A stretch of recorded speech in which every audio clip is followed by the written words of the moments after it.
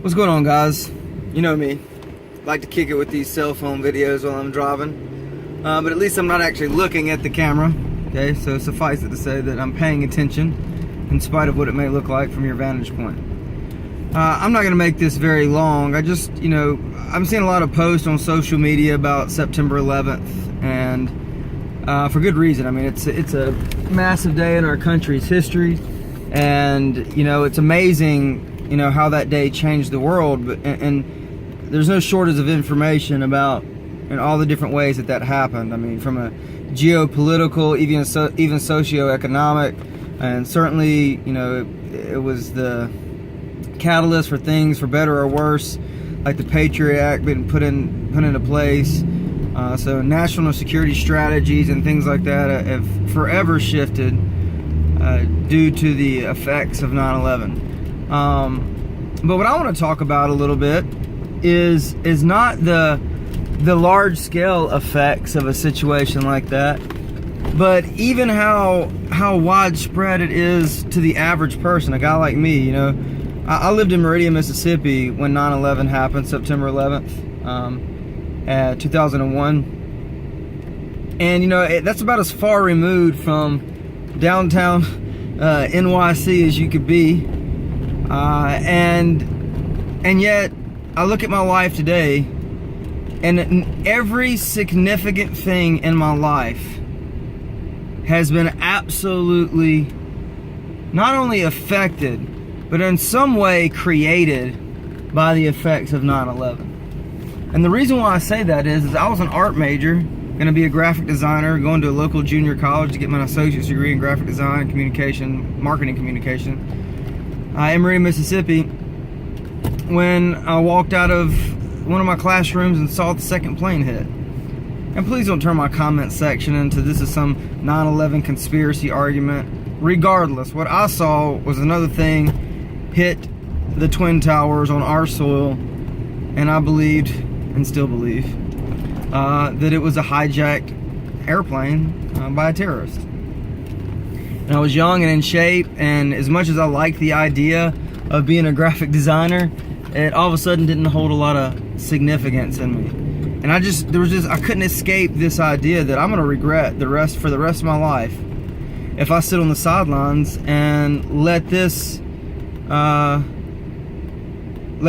response, whatever the response is going to be to these attacks, happen without my personal involvement.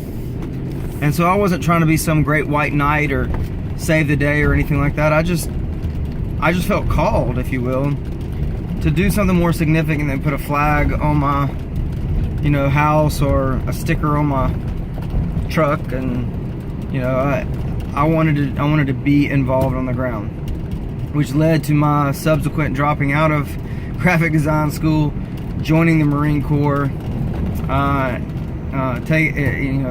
deploying twice in combat, the initial invasion, and then back again for Fallujah, doing a jungle warfare training, UDP, to Japan and Okinawa, and then from Okinawa went to Indonesia and Thailand for security operations for the relief aid after the tsunami hit in the mid-2000s. And I get out of the Marine Corps in 2006, and everything had changed. I mean, I wasn't the same person. I didn't have the same plan. I didn't have the same resume I thought I would be.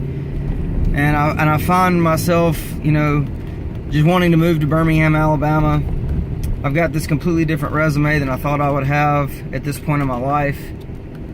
And I didn't know what I wanted to do, but I knew I could do some sort of entry-level security job till I found a real job. And that entry-level security job, thankfully, was with a really good firm that I still work for at this point, circa 2018, 12 years later, and I'm in corporate management over 2 departments, over 1,500 people, and get to be a firearms instructor and a chemical weapons instructor and a defensive tactics instructor, and I get to do all these really awesome things. And I was going to be a graphic designer. And so you just think about the impact. I mean, I met my ex-wife, who is the mother of my daughter, through my job at this security firm, And on some level, indirectly, my current wife, my last wife, I met her on some level because of my job. I met her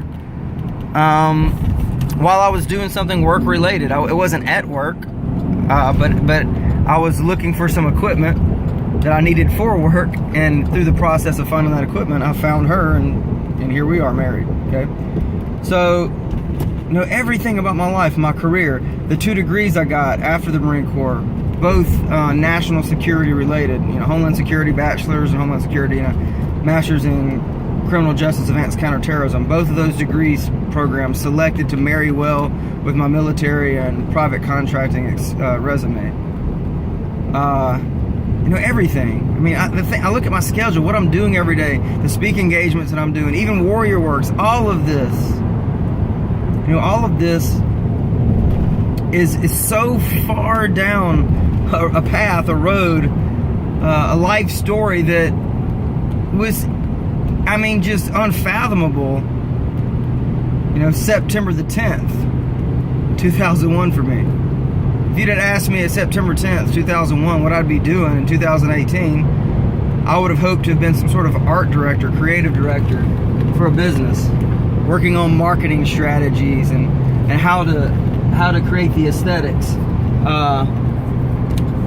for their graphic design and print and web page layout aesthetics. Not what I'm doing now. And so it's just amazing how big the world is and how small the world is.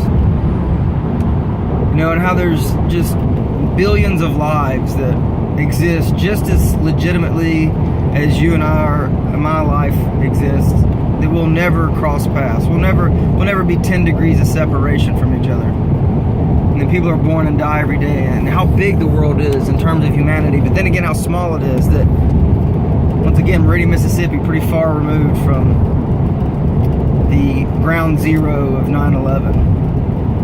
And yet, at this point in my life, I've touched thousands and thousands of people in person on the range and in classes, and certainly on YouTube, which is just a small scratch at the surface of what I really do. And all of that is because of what happened on 9/11. And I'm sure there's just tons and tons and tons of stories. I got friends forever that I met through the Marine Corps, and connections, and the world is small and people are what matter. So you never know what turn's going to come ahead. And the afternoon of September 11th, I would have never called that a good thing, and it's still not a good thing. It's a horrible tragedy.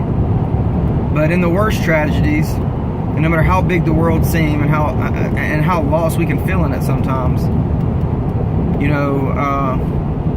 the world can get small really quickly, and trajectories can change, and some of the best things can be born from some of the worst things. So, for whatever that's worth, that's my little 9/11 story, and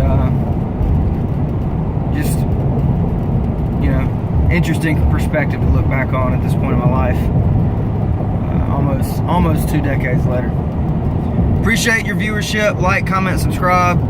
Leave a little story in the comments if you've got a similar way that 9/11 has shifted the trajectory of your life, or somebody you know. And I like to engage that way.